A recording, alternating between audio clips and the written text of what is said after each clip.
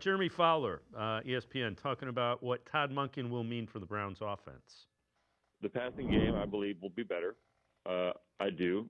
Kevin Stefanski's offense, when it was humming, you had that wide zone, and you had the Bill Callahan offensive line, and you could just really run the ball well, and you could play action off that. Where Todd's will be a little different. I expect it to look like Baltimore, where he's going to get a good run game system. He's going to have to almost outsource that to an extent, or somebody that he can marry his system to. But his system is going to try to bring out the best in the passing game. That's his expertise.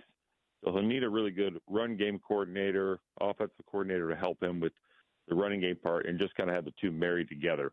Because when Todd, my understanding, when he was in Baltimore, he almost inherited kind of what Greg Roman had developed in the running game, and then he brought his own passing game flavor, and they blended it all together. So that's my expectation. I think it will be friendly to quarterbacks. Everywhere he's been, his quarterbacks have been pretty good, with the exception of the 1 year he was in Cleveland as the OC, but that was Freddie Kitchens calling the plays.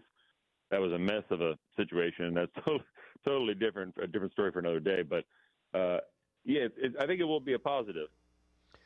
And after Fowler had mentioned that earlier today, it's going to be Switzer, who was with him in Baltimore, who will be the offensive coordinator. So, again, offensive mind, let's see what he can do, but can't do anything with what they had last year offensively other than Judkins and Fannin.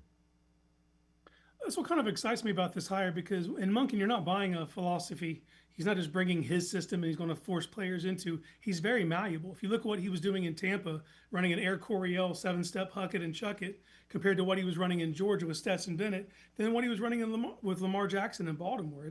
He's malleable. He's going to work with the pieces you give him, and he will try to get the best out of it. But he's not married into one type of thing. So it's not like it's this or nothing. And that's what was frustrating. And I'm happy he was open to coming back here after his experiences here in 2019 under Freddie Kitchens, undermining him every single week. We never really got to see Todd Monken's offense. We didn't even get to see it because of the way Freddie was kind of commandeering everything. And then Monken was telling other people on game day, like, this isn't what we practiced, So I'm happy he was open to coming back here. But he's got a wealth of experience in different systems, and he'll work with what you give him. So I'm excited to see what he can put together with Harold Fannin. Obviously, we've seen how he worked with tight ends in Baltimore, and then you talk about bringing Switzer in. Switzer came up, from 2017, worked with quality control with tight ends. Obviously, run game coordinator the last 3 years of Baltimore, and you've seen what they were able to do. So I think there will be a quick marriage because of their working relationship, and we'll start to see if the Browns can put the personnel on the field to match the schemes.